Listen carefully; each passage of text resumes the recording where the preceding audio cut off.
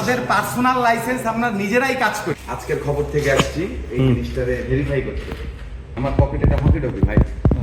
আমি চিফ মানে আজকের খবরের চিফ ওয়াকি টকিটা আমাদের কারখানা আছে তো, জানেন না আপনি? গাড়ির শোরুম আছে, গাড়ি কারখানা না, গাড়ি মেরামত। এই কাট দেন না গো আপনি। আমিও তো ছোটখাটো হইলেও একটা সাংবাদিক। সাংবাদিক পরিচয়ে চাঁদাবাজি। রাজশাহীর পওয়া উপজেলার পারিলা ইউনিয়নের ভালুকপুকুরে অবস্থিত একটি বিস্কুট কারখানায় এমনই অভিযোগ উঠেছে কয়েকজন ব্যক্তির বিরুদ্ধে। স্থানীয় সূত্রে জানা যায়, নিজেদের একটি জাতীয় দৈনিকের সাংবাদিক পরিচয় দিয়ে কারখানায় প্রবেশ করেন।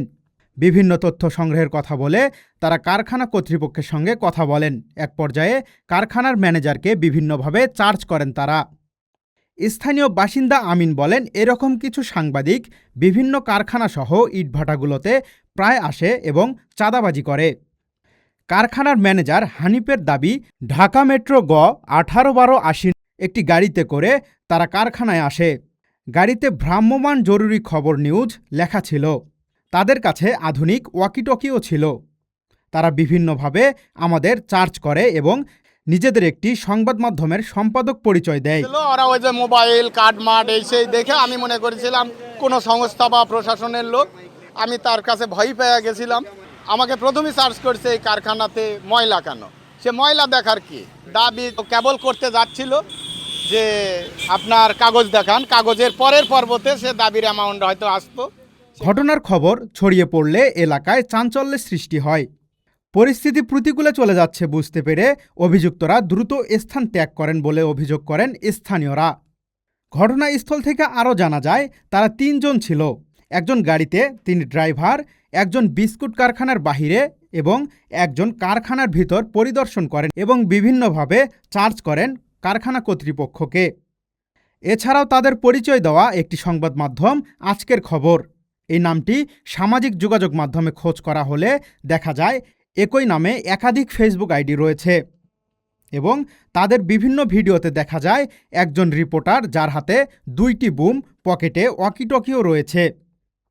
অভিযোগের বিষয়ে অভিযুক্ত বাইজিৎ বলেন, আমাদের পরিচয় জানতে হলে অফিসে আসতে হবে।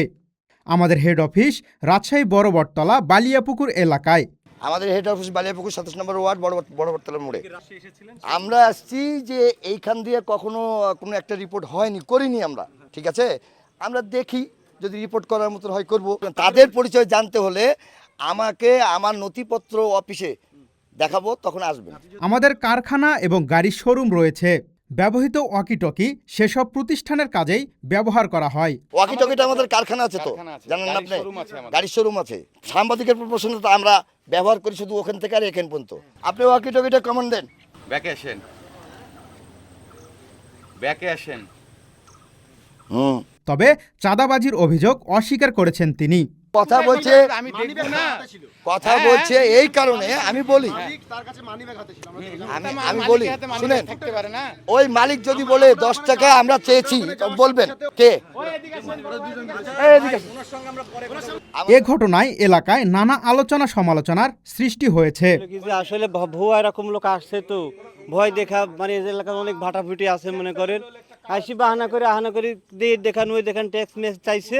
কিন্তু এই যে 44 মাস আমি তো খারাপ ভয়টাই লাগছে তো বাবা, আমার কিছু করতে পারে বলে আমরা ভিড় ছিনি। কিন্তু আসলে এসব বিষয় জাস্টিফাই করতে হবে। আপনি অফিস ভাটার দিক যাবেন, যে খোঁজ খবর নেবেন আসলে কেউ আসছে কি না জানবেন। আর এখানে যে কারখানা মনে করেন, এই কারখানার আসলে বিস্কিটগুলি ভালো বিস্কিট, এরা কোনোদিন খারাপ বিস্কুট এই কারখানা করে না। অভিযোগের সত্যতা যাচাই এবং প্রয়োজনীয় ব্যবস্থা গ্রহণে সংশ্লিষ্ট কর্তৃপক্ষের হস্তক্ষেপ কামনা করেছেন স্থানীয়রা। Citizen voice desk, Rajshahi.